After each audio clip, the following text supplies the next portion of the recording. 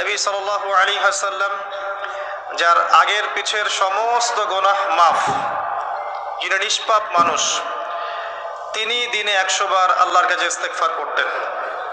সেখানে আমাদের কতবার পড়া উচিত আমরা নিজেরাই বুঝতে পারছি। কমপক্ষে 100 বার বলতে চেষ্টা করি আস্তাগফিরুল্লাহ ওয়া আতুবু ইলাইহি, এবং সকালে এবং সন্ধ্যায় একবার পড়ে বলার চেষ্টা করি সাইয়্যিদুল ইস্তেগফার। সাইয়্যিদুল ইস্তেগফার কোন বইয়ে পাবেন? আমি রেফার করি একটা বই, হিসনুল মুসলিম। এই বইটার অ্যাপসও পাওয়া যায় প্লে স্টোরে, এখানে পাবেন। সকালবেলা পড়ার পরে কেউ যদি সন্ধ্যার আগে মারা যায় ইনশাল্লাহ জান্নাতে যাবে। সন্ধ্যাবেলায় পড়ার পরে ফজর হওয়ার আগে যদি মারা যায় ইনশাল্লাহ জান্নাতে যাবে। কোনটা সাইয়্যিদুল ইস্তেগফার? আল্লাহুম্মা আনতা রাব্বি লা ইলাহা ইল্লা আনতা খালাকতানি আনা আবদুক ওয়া আনা আলা আহদিক ওয়া ওয়া'দিকা মাস্তাতা'ত আউযু বিকা মিন শাররি মা সানা'ত আবু'ু লাকা বিনি'মাতিকা আলাইয়া ওয়া আবু'ু বিযানবি ফাগফির লি ফাইন্নাহু লা ইয়াগফিরু যুনুবা ইল্লা আনতা। এর আগে কখনো শুনেছেন? শুনেছেন? যাদের মুখস্থ নাই, এটা মুখস্থ করা যাবে? সারা জীবনে মাশাআল্লাহ আমরা এসএসসি পাস করেছি না, এইচএসসি করেছি, অনার্স মাস্টার্স করেছি, physics, chemistry, biology, economics, political science, geopolitics, BCS coaching, computer course সব করেছি না? সাইয়্যিদুল ইস্তেগফারটা মুখস্থ করা যাবে না? যাবে ইনশাআল্লাহ। আল্লাহ পাক তৌফিক দান করুন। চেষ্টা করেন প্রত্যেক দিন বেশি থেকে বেশি বলার জন্য লা হাওলা ওয়ালা কুওয়াতা ইল্লা বিল্লাহ। পারা যাবে ইনশাআল্লাহ। জান্নাতে গাছ রোপণ করতে চান? আপনি কি চান জান্নাতে আপনার বাগান থাকুক, খেজুর বাগান? জান্নাতে গিয়ে দেখবেন আপনার নামে জমি আগে থেকেই কেনা আছে এবং সেখানে খেজুরের গাছ আগে থেকেই রোপণ করা আছে। এমন সৌভাগ্য চান? বেশি থেকে বেশি পড়বেন সুবহানাল্লাহিল আযীম ওয়া বিহামদিহি, সুবহানাল্লাহিল আযীম ওয়া বিহামদিহি। একবার পড়বেন, একটা গাছ রোপণ করা হবে ইনশাআল্লাহ। কমপক্ষে 10 বার পড়বেন, সকালে 10 বার, সন্ধ্যায় 10 বার। কি পড়বেন? দরুদ শরীফ। কি পড়বেন? দরুদ শরীফ।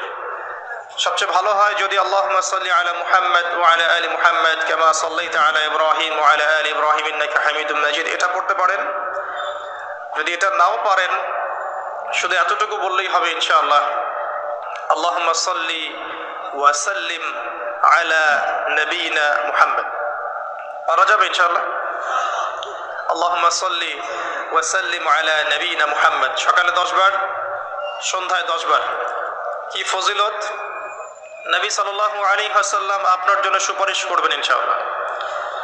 নবী সাল্লাল্লাহু আলাইহি ওয়াসাল্লাম আপনার জন্য সুপারিশ করবেন ইনশাআল্লাহ।